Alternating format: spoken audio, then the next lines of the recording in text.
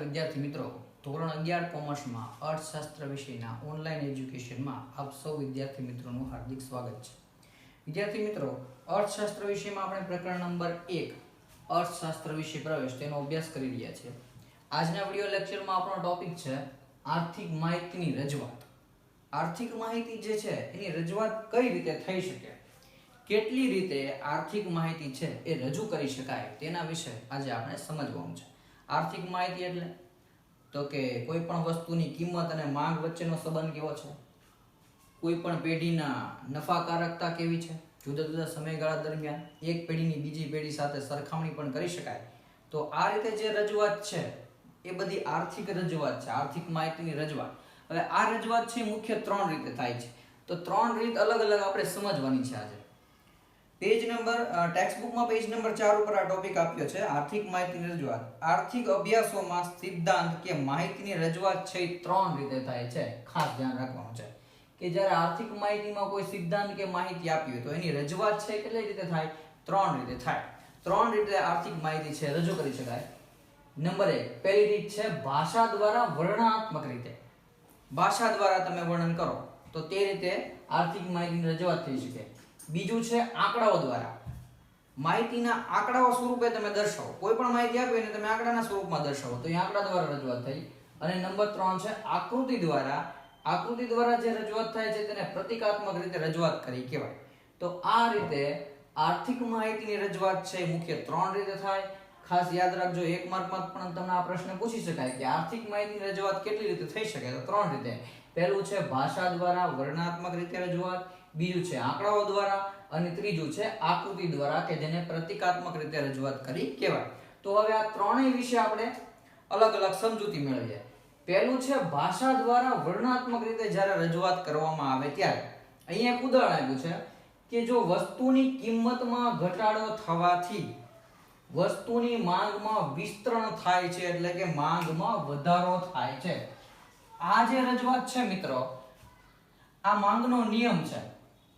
આપણે આગળના પ્રકરણમાં ભણશું તે જ્યારે માંગનું પ્રકરણ આપણે આવશે ત્યારે આખું કે જ્યારે વસ્તુની કિંમતમાં ઘટાડો થાય, વસ્તુની કિંમત ઘટે તો વસ્તુની કિંમતમાં ઘટાડો થવાથી વસ્તુની માંગમાં વિસ્તરણ એટલે કે વધારો થાય છે તેમ કહેવાય.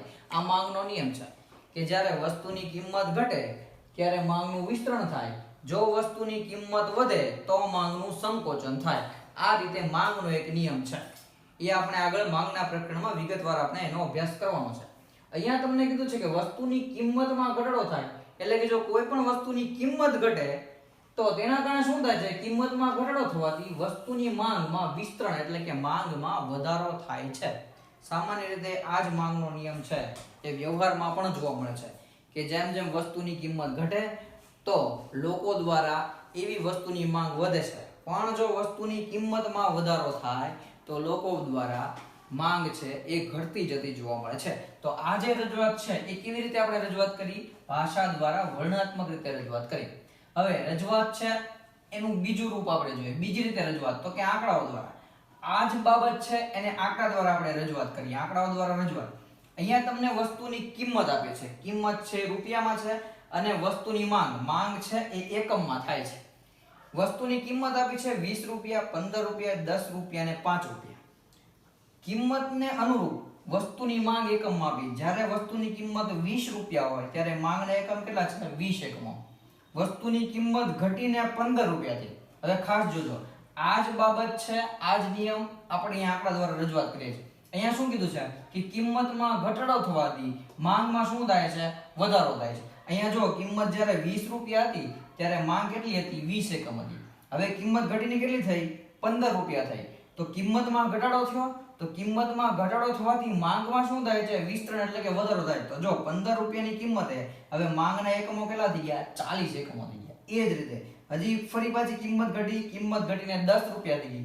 તો માંગના એકમો વધીને પાછા કેટલા થયા? 60 રૂપિયા થયા. અને કિંમત ઘટીને જ્યારે 5 રૂપિયા થાય ત્યારે માંગના એકમો સૌથી વધીને કેટલા થાય છે? 80 એકમો થાય છે. તો આ જ બાબત છે એ આંકડાઓ દ્વારા આપણે રજૂ કરી કે કિંમત ઘટે તેમ માંગમાં વધારો થાય છે એટલે કે વિસ્તરણ થાય છે તેમ કહેવાય. તો આ બીજી રીતે આપણે રજૂઆત કરીએ.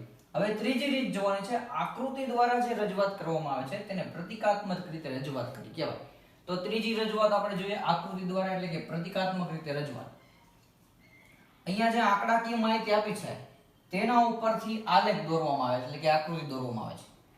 માંગ છે એને x ધરી ઉપર દર્શાવવામાં આવે છે. અહીંયા જો માંગને એકમો મેં દર્શાવ્યા છે. આ જ માહિતી છે એની ઉપરથી આકૃતિ છે, આકૃતિ સ્વરૂપે આપણે રજૂઆત કરી છે. માંગ છે, માંગના એકમોને x ધરી ઉપર લીધા છે, વસ્તુની કિંમત છે એને y ધરી ઉપર દર્શાવે છે. અહીંયા ખાસ આકૃતિ કે આલેખ દોરતી વખતે આટલી બાબતો ખાસ દર્શાવવાની છે. અહીંયા ઉગમ બિંદુ O દર્શાવવાનું, આડી ધરીને x ધરી કહેવાય, ઊભી ધરીને y ધરી કહેવાય.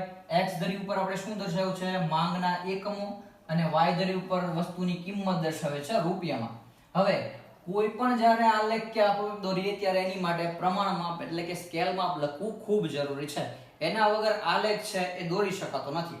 તો હવે અહીંયા આપણે શું સ્કેલ માપ લીધું છે કે x ધરી ઉપર વાત કરીએ તો x અક્ષ પર અહીંયા જે ગાળો આપ્યો છે 1 સેન્ટીમીટર નો છે. x અક્ષ પર 1 સેન્ટીમીટર બરાબર કેટલા એકમ લીધા છે? 20 એકમ. જો દરેક વચ્ચે 20 એકમ નો ગાળો જોવા મળે છે. 20 ને 20 40, 40 માં 20 ઉમેરો એટલે 60, 60 માં 20 ઉમેરો એટલે 80, 80 માં 20 ઉમેરો એટલે 100. તો અહીંયા સ્કેલ માપ મારે x અક્ષ ઉપર દર્શાવવા તો કેવી રીતે દર્શાવી શકાય કે x ધરી ઉપર 1 સેન્ટીમીટર બરાબર કેટલા એકમ લીધા છે મેં? 20 એકમ. એવી જ રીતે y ધરી ઉપર પણ સ્કેલ માપ દર્શાવવું પડે. y અક્ષ પર 1 સેન્ટીમીટર બરાબર, હવે y અક્ષ ઉપર આપણે શું દર્શાવે છે? વસ્તુની કિંમત.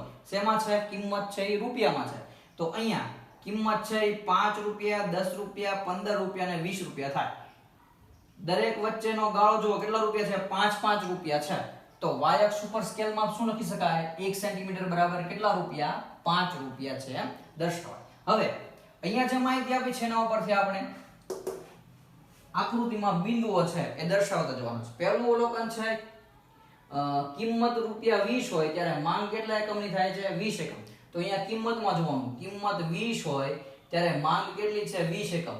તો અહીંયા જે બિંદુઓ છે એ દર્શાવવાના છે અને તમે જોડતી રેખા દોરો એટલે તમને એક બિંદુ મળશે આ રીતે કે x ધરી ઉપર એ જે 20 રૂપિયા માં x ધરી ઉપર માંગ 20 એકમ ત્યારે y ધરી ઉપર કિંમત 20 રૂપિયા. આ બે બિંદુઓ છે અહીંયા દર્શાવો એટલે તમને એક A બિંદુ મળે. એવી રીતે કિંમત કેટલી છે? 15 રૂપિયા ત્યારે માંગ કેટલી છે? 40. તો અહીંયા એ બીજું બિંદુ મળશે તમને કિંમત 15 એટલે આ ધરી ઉપર અહીંયા આવશે ત્યારે માંગ છે 40 એટલે આ બે બિંદુ જોડો. કિંમત 10 હોય ત્યારે માંગ 60, કિંમત 10 હોય ત્યારે માંગ છે 60 એટલે ત્રીજું બિંદુ અહીંયા તમને જોવા મળશે. અને જ્યારે કિંમત 5 રૂપિયા હોય ત્યારે માંગ છે 80 રૂપિયા થાય. તો ચોથું બિંદુ અહીંયા મળશે. તો આ રીતે A B C D 4 બિંદુઓ તમને અહીંયા જોવા મળે છે. તો આ જે માહિતીની રજૂઆત છે એ કેવી છે? આકૃતિ દ્વારા આપણે પ્રતીકાત્મક રીતે માહિતીની રજૂઆત કરી છે. હવે આકૃતિની આપણે સમજૂતી મેળવીએ. આકૃતિમાં ઉગમ બિંદુથી જોતા ઉપરથી નીચે જતી રેખા એ જ બાબત દર્શાવે છે કે એક ચલ એટલે કે કિંમતમાં ઘટાડો થાય ત્યારે બીજા ચલ એટલે કે માંગનું વિસ્તરણ થાય છે. હવે આકૃતિની સમજૂતી મળીએ. ઉગમ બિંદુ O તરફથી જોતા, આ ઉગમ બિંદુ કહેવાય. ઉગમ બિંદુ O થી જોતા અહીંયા માંગ રેખાનો ઢાળ, માંગ રેખા છે ઉપરથી નીચેની તરફ, ઉપરથી નીચેની તરફ જો આ દિશા દેખાય ઉપરથી નીચે માંગ રેખા આવે છે.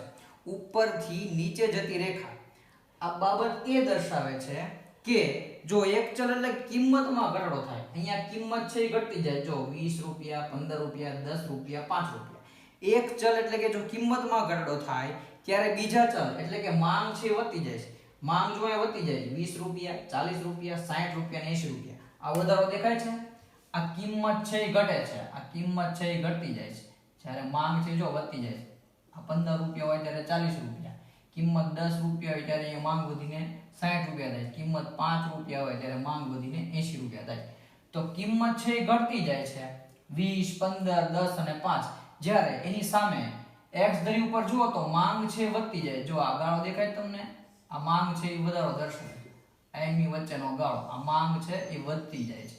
તો જેમ જેમ કિંમત ઘટે છે એમ માંગમાં વધારો એટલે કે વિસ્તરણ થાય છે. યાદ રહે કે આકૃતિ છે એ બે ચલ વચ્ચેના કાર્યકારણના સંબંધને દર્શાવે છે. અહીંયા જે આકૃતિમાં રજૂઆત છે એ બે ચલ, અહીંયા બે ચલ કયા છે? એક ચલ છે એ માંગ છે અને બીજી ચલ છે એ કિંમત છે. તો માંગ અને કિંમત આ બે ચલ વચ્ચેનો કેવો સંબંધ? તો કે કાર્ય અને કારણનો સંબંધ. કાર્ય કારણનો સંબંધ એટલે એવો સંબંધ કે જ્યારે એક ચલની કિંમતમાં જો ફેરફાર થાય તો તેના કારણે બીજા ચલની કિંમતમાં પણ ફેરફાર થાય. આ ફેરફાર છે કાં તો વધતો હોય અથવા તો ઘટતો હોય. તો આવો જે સંબંધ જોવા મળે એને બે ચલ વચ્ચે કાર્યકારણનો સંબંધ છે તેમ કહેવાય. આકૃતિમાં આ ખાસ કીધું છે કે બે ચલ વચ્ચેના કાર્યકારણના સંબંધને દર્શાવવામાં આવ્યો છે. અર્થશાસ્ત્રની તમામ રજૂઆતો તાર્કિક હોય છે. તાર્કિક એટલે કે અનુમાનને આધારિત, ધારણાને આધારિત હોય. જો અને તો ના સ્વરૂપમાં તે રજૂ થાય છે. અર્થશાસ્ત્રમાં જે રજૂઆત કરી તાર્કિક, જો અને તો ના સ્વરૂપમાં. તાર્કિક એટલે તો કે જો અને તો. અહીંયા આ રજૂઆત છે એ કઈ રીતે કરવામાં આવે છે? જો કિંમત ઘટશે તો માંગમાં વધારો થશે. આ રજૂઆત એમ જ થાય ને, જો કિંમત ઘટશે તો માંગ વધશે. જો અને તો વચ્ચેનો સંબંધ. એવી રીતે જો કિંમત વધશે તો માંગ ઘટશે. હજી એક ઉદાહરણ આપું કે જો વરસાદ વધશે તો પાક છે એ બળી જશે. જો ખૂબ વધારે વરસાદ પડશે તો પાક બળી જશે.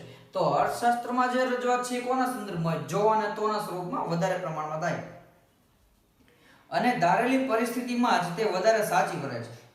તાર્કિક છે એટલે કે એક પ્રકારની ધારણા હોય. આપણે પરિસ્થિતિ ધારી લીધી હોય ત્યારે આ રજૂઆત છે એ સાચી પડતી હોય છે, એવું અહીંયા કહેવામાં આવ્યું છે. તાર્કિક રજૂઆતોને વધારે આધારભૂત એટલે કે સ્પષ્ટ રીતે રજૂ કરવા માટે આંકડાકીય માહિતીઓ ઉપયોગી બને છે. હવે આ જે તાર્કિક માહિતી જે છે અર્થશાસ્ત્રના અભ્યાસમાં, તો એને વધારે હજી સચોટ રીતે રજૂઆત કરવા માટે કોનો ઉપયોગ થાય છે? આંકડાકીય માહિતીનો ઉપયોગ છે એ ખૂબ જરૂરી છે, એ વધારે ઉપયોગી છે. આવી રીતે તાર્કિક માહિતીની યોગ્ય સ્પષ્ટ રજૂઆત માટે. તો હવેનો પ્રશ્ન આપણે જોવાનો છે કે આંકડાકીય માહિતીનું મહત્વ સમજાવો.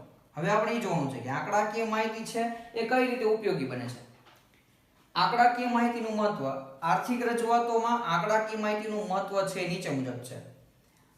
આંકડાકીય માહિતીનું મહત્વ, એના 4 મુદ્દા તમને આપ્યા છે. આ 4 મુદ્દાઓ વિશે આપણે વિગતવાર સમજૂતી મેળવવાની છે. પહેલો મુદ્દો તમને આપ્યો છે કે સિદ્ધાંતોની આધારભૂતતામાં વધારો થાય.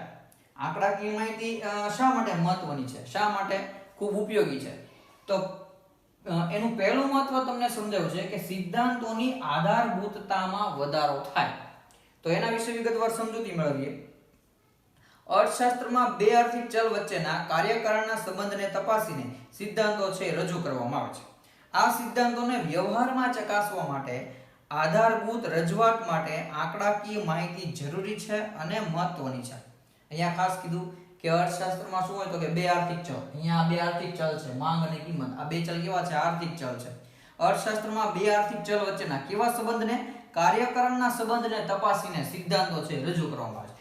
આ બે ચલ વચ્ચે કાર્યકારણનો સંબંધ છે કે નહીં એ કોના આધારે ખબર પડે? તો કે એક ચલની કિંમતમાં જ્યારે વધારો થાય ત્યારે તેના કારણે બીજા ચલની કિંમતમાં શું અસર થાય છે? બીજા ચલની કિંમતમાં વધારો થાય છે કે ઘટાડો થાય છે? જો એક ચલની કિંમતમાં ફેરફાર કરવાથી બીજા ચલની કિંમતમાં પણ ફેરફાર થાય, વધારો કે ઘટાડો થતો હોય, તો બે ચલ વચ્ચે કાર્યકારણનો સંબંધ છે એમ કહી શકાય. અહીંયા આપણે કિંમતમાં ફેરફાર કર્યો કે કિંમત છે એ વધે તો માંગ છે એ ઘટે છે. બરાબર? કિંમત વધે, જો અહીં જોતા જાઓ તમે, કિંમત વધશે તો માંગ ઘટશે. કિંમત 5 રૂપિયા હતી ત્યારે માંગ કેટલી હતી? 80 રૂપિયા હતી. કિંમત વધીને 10 કરી તો માંગ ઘટીને 60 એકમ થઈ ગઈ. કિંમત રૂપિયા 15 કરી તો માંગ ઘટીને 40 એકમ થઈ ગઈ. કિંમત 20 કરી તો માંગ ઘટીને કેટલી થઈ ગઈ? 20 એકમ. એવી રીતે જો કિંમત ઘટે તો માંગ વધે. હવે ઉલટું જોઈએ, કિંમત 20 રૂપિયા હતી ત્યારે માંગ કેટલી હતી? 20 એકમ. હવે કિંમત ઘટીને કેટલી થઈ? કિંમત 15 રૂપિયા થઈ તો માંગ વધશે. માંગ કેટલી થઈ ગઈ? 40 રૂપિયા થઈ. તો આ રીતે એક ચલની કિંમતમાં વધારો કે ઘટાડો થવાથી બીજા ચલની કિંમતમાં જે ફેરફાર થાય એટલે કે વધારો કે ઘટાડો જોવા મળે તો બે ચલ વચ્ચે કાર્યકારણનો સંબંધ છે એમ કહી શકાય. આ સિદ્ધાંતોને વ્યવહારમાં ચકાસવા માટે આધારભૂત રજૂઆત માટે એટલે કે સ્પષ્ટ અને સચોટ રજૂઆત માટે આંકડાકીય માહિતી છે એ ખૂબ જ જરૂરી છે. અહીંયા આપણે જો આંકડાકીય માહિતી દ્વારા રજૂઆત કરી છે. આ માંગનો નિયમ છે કે કિંમતમાં ઘટાડો થાય તો માંગમાં વિસ્તરણ એટલે કે વધારો થાય છે. તો આ આંકડાકીય માહિતી સ્વરૂપે જ રજૂઆત કરી છે. બીજા ઉદાહરણ આપ્યા છે. દાખલા તરીકે વરસાદ અને ખેત ઉત્પાદન વચ્ચેનો સંબંધ. વરસાદ છે એ વધે તો ખેત ઉત્પાદન વધશે. બરાબર ને? તો આંકડાકીય માહિતી વચ્ચેનો સંબંધ છે, એના આંકડાઓ છે એ દર્શાવવામાં આવે. વરસાદ કેટલા સેમીમાં પડ્યો, સામે ખેત ઉત્પાદન કેટલું વધ્યું. તો n ની વચ્ચેનો સંબંધ આ બે ચલ વચ્ચે પણ કાર્યકારણનો સંબંધ છે. ત્યાર પછી બીજું છે કિંમત અને માંગ વચ્ચેનો સંબંધ. અહીંયા જે આપણે રજૂઆત કરી છે એ કિંમત અને માંગ વચ્ચેના સંબંધની છે. ત્રીજું ઉદાહરણ આપ્યું છે નફા અને ઉત્પાદન વચ્ચેનો સંબંધ. નફો વધે તો ઉત્પાદન વધે, નફો ઘટે તો ઉત્પાદન ઘટે. તો આ રીતે દરેક ચલ વચ્ચે એક ચલની કિંમતમાં ફેરફાર થવાથી બીજા ચલની કિંમતમાં કેવો ફેરફાર થાય છે તેની માહિતી છે આપણને આંકડા દ્વારા મળે છે. નફા અને ઉત્પાદન વચ્ચેનો સંબંધ છે આંકડાકીય આધાર સાથે રજૂ થાય તો વધારે વિશ્વસનીય બને. આ રીતે આંકડા દ્વારા જો માહિતી આપણે દર્શાવવામાં આવે તો વધારે વિશ્વસનીય બને, વધારે એમાં વિશ્વાસ મૂકે લોકો. અને સિદ્ધાંત છે વ્યવહારમાં પણ સાચો જ છે કે કેમ તે પણ તપાસી શકાય. હવે આ જે સિદ્ધાંતો છે આપણે એમ કહીએ કે વધારે વરસાદ આવે તો ઉત્પાદન વધે, તો ખરેખર વધે છે? તો હા, ઉત્પાદન વધે છે જેમ વધારે વરસાદ હોય. કારણ કે આપણા દેશમાં તમે જુઓ તો આકાશી ખેતી એટલે કે વરસાદ ઉપર આધારિત ખેતી છે. જેટલો વરસાદ વધારે પડશે એમ અનાજનું ઉત્પાદન વધારે થશે, પણ અમુક હદ સુધી જ વરસાદ વધવો જોઈએ. પછી અતિ પ્રમાણમાં વરસાદ પડે, પુષ્કળ વરસાદ પડે તો પછી પાક છે બળી જાય એવું પણ બને. તો આવી રીતે આંકડાકીય માહિતીની રજૂઆત છે એ માહિતી વધારે વિશ્વસનીય એટલે કે વિશ્વાસ મૂકી શકાય એવી રીતે માહિતી આપણને પ્રાપ્ત થતી હોય. બીજું છે દશા અને દિશાના વલણો જાણવા માટે. આંકડાકીય માહિતીનું મહત્વ છે બીજું તમને કીધું છે. બીજું મહત્વ કે દશા અને દિશાના વલણો જાણવા માટે.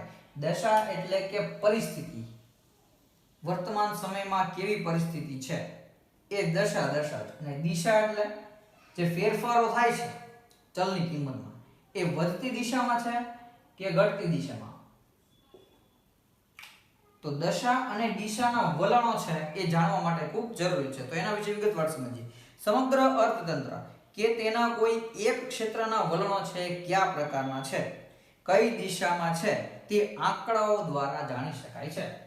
સમગ્ર અર્થતંત્ર એક ઉદાહરણ કે ભારતમાં ગરીબીનું પ્રમાણ છે તો એ સમગ્ર અર્થતંત્રની વાત છે, આખા ભારત દેશની વાત છે. સમગ્ર અર્થતંત્રમાં આપણા ભારત દેશની વાત કરીએ તો ભારત દેશમાં એક મેં માહિતી તમને કીધી, એક ઉદાહરણ આપ્યું કે ગરીબીનું પ્રમાણ ભારત દેશમાં કેટલું છે, તો એની આંકડા દ્વારા રજૂઆત થઈ શકે. અથવા તો કોઈ એક ક્ષેત્રમાં કીધું છે. હવે આપણે આખા ભારત દેશમાં ગરીબીનું પ્રમાણ નથી જાણવું, આપણે માત્ર આપણા ગુજરાત રાજ્ય માટે ગરીબીનું પ્રમાણ જાણવું છે.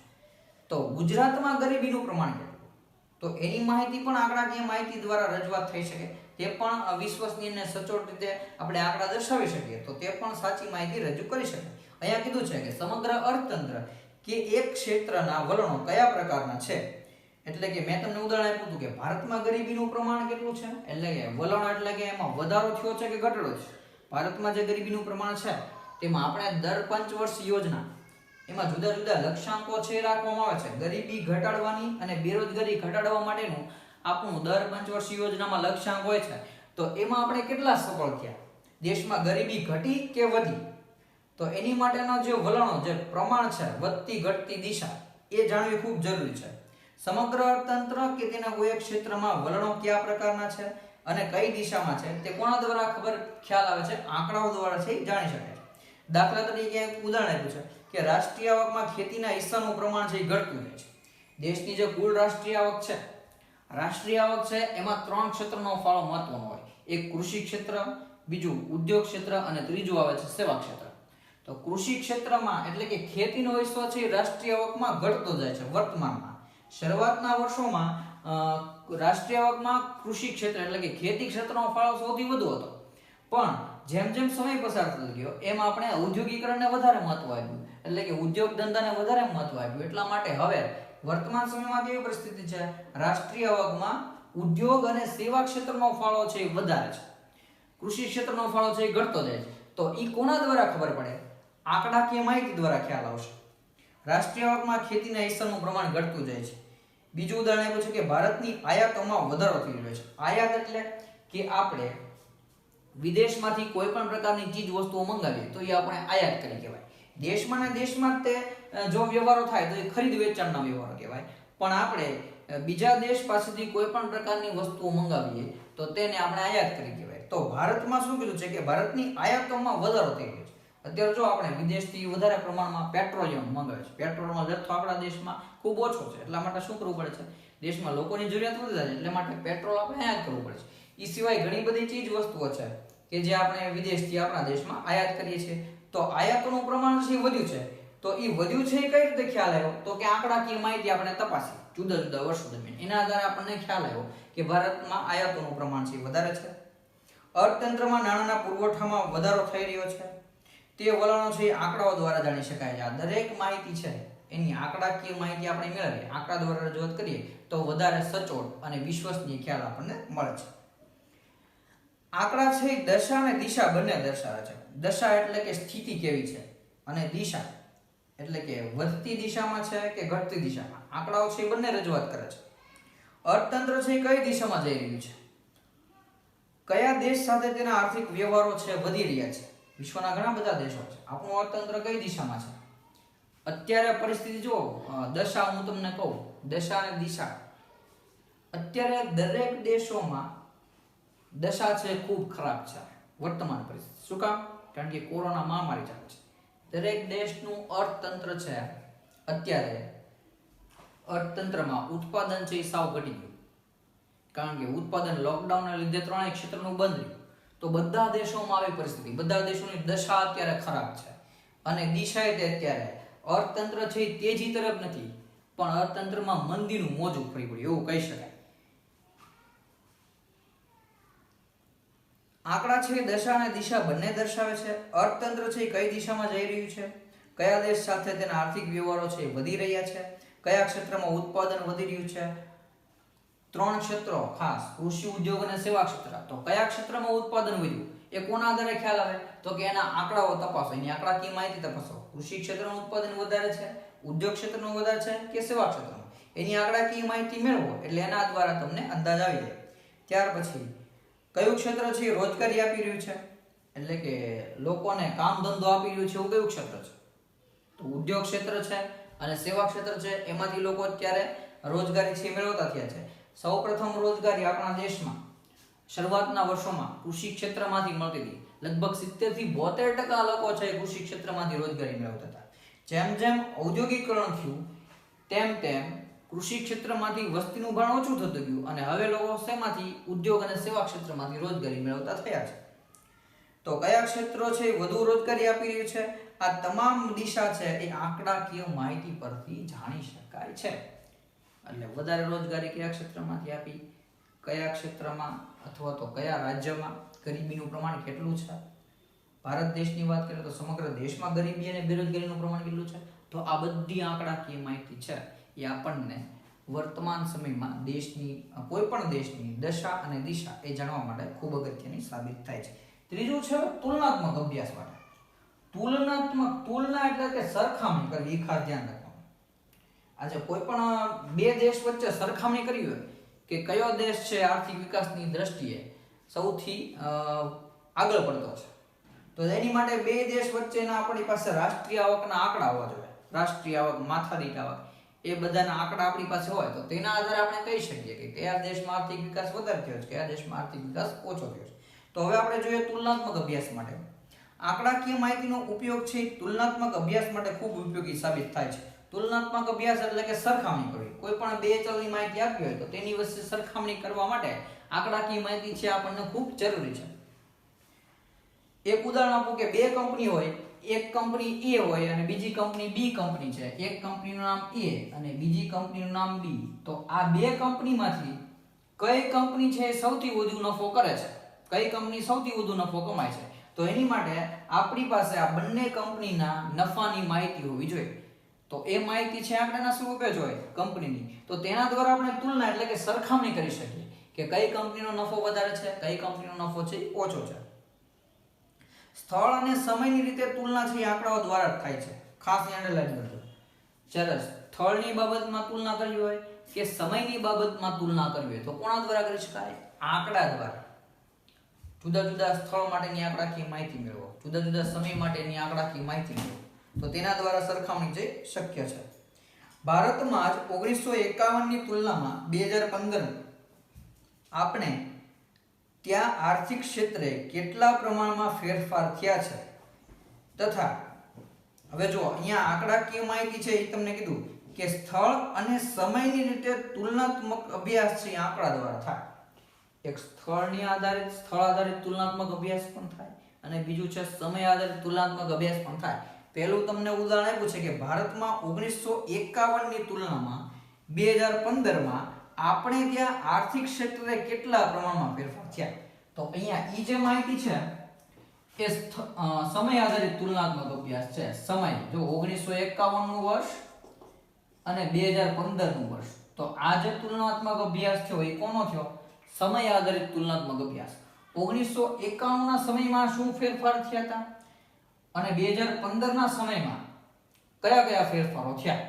તો આ બે વચ્ચેની તુલના, એનો જે અભ્યાસ કરવામાં આવે, એની આંકડાકીય માહિતી મેળવવામાં આવે, એનો વ્યવસ્થિત અભ્યાસ, તો એ આંકડાકીય માહિતી દ્વારા શક્ય બને છે. ત્યાર પછી કીધું છે સમય આધારિત તુલનાત્મક સમય આધારિત જોયો. હવે આપણે જોવાનું છે સ્થળ આધારિત તુલનાત્મક અભ્યાસ. તો એનું પણ એક ઉદાહરણ આપ્યું છે કે દુનિયામાં અમેરિકા, ચીન, બ્રિટનની તુલનામાં આપણે ક્યાં છીએ?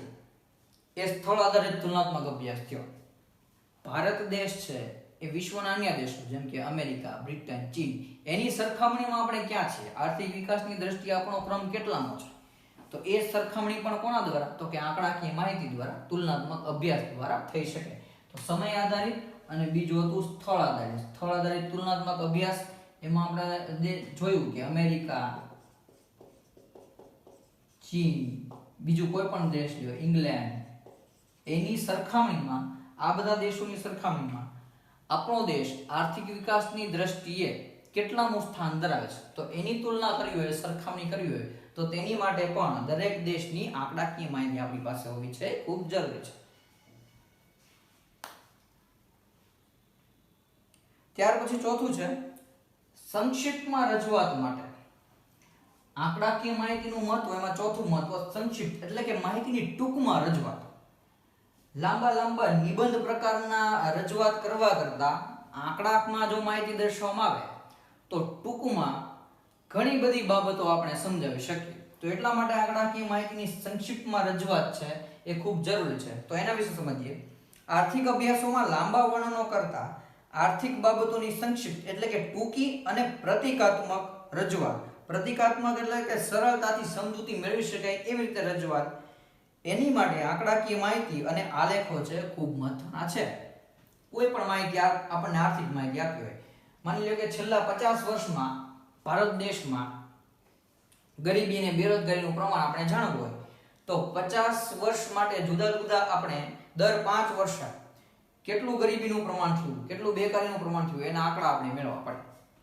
તો એના વિશે નિબંધ પ્રકારે વર્ણન કરવાનો બેસાય, ભાષા દ્વારા વર્ણનાત્મક રજૂઆત ત્યારે ન કરવા બેસાય. ત્યારે કેવી રીતે? તો કે આંકડા દ્વારા રજૂઆત કરાય અથવા તો આલેખ દ્વારા સરળતાથી એ જ બાબત આપણે સરળતાથી રજૂઆત કરી શકીએ કે જે સંક્ષિપ્તમાં એટલે કે ટૂંકમાં આપણે માહિતી છે એ રજૂ કરી શકીએ. સામાન્ય માણસ પણ સમજી શકે તે રીતે રજૂ થતી આંકડાકીય માહિતી તુલનાત્મક વલણો અને સિદ્ધાંતની સચોટ થતા ટૂંકમાં રજૂઆત કરે છે અને આલેખો છે પ્રથમદર્શીય સમજૂતી આપે છે. અહીંયા કીધું છે કે સામાન્ય માણસ પણ સમજી શકે, કોઈ પણ આંકડાકીય માહિતી હોય, આજે સામાન્ય વ્યક્તિ હોય તે પણ સમજી શકે તે રીતે રજૂ થતી આંકડાકીય માહિતી કેવી હોય? તુલનાત્મક એટલે કે સરખામણી થઈ શકે એવી હોય. વલણ, માહિતી પરથી વલણ આપણે ચકાસી શકીએ, વધારો થાય છે કે ઘટાડો થાય છે. અહીંયા માહિતી આપી છે કિંમત અને માંગ, તો કિંમત વધે તો માંગ ઘટે, કિંમત ઘટે તો માંગ વધે. તો બે ચલ વચ્ચે જે વધઘટ થાય છે એનું વલણ આપણે તપાસી શકીએ. સિદ્ધાંતોની સચોટ ટૂંકમાં રજૂઆત છે આંકડાકીય માહિતી કરે છે અને આલેખો છે પ્રથમદર્શીય સમજૂતી. એકવાર જોતાની સાથે જ આપણને ખ્યાલ આવી જાય. અહીંયા આલેખ સ્વરૂપે આપણે રજૂઆત કરી છે તો અહીંયા આપણે જોઈ શકીએ કે માંગ રેખાનો ઢાળ છે ઉપરથી નીચે તરફ આવે છે, જે દર્શાવે છે કે કિંમત ઘટે છે એ માંગ છે એ વિસ્તરણ પામે છે એટલે કે વધારો થતો જાય છે. તો આ રીતે આંકડાકીય માહિતીનું મહત્વ છે એ 4 રીતે આપણે દર્શાવી શકીએ. વિદ્યાર્થી મિત્રો, આજના વિડિયો લેક્ચરમાં આપણે અહીંયા સુધી રાખીએ.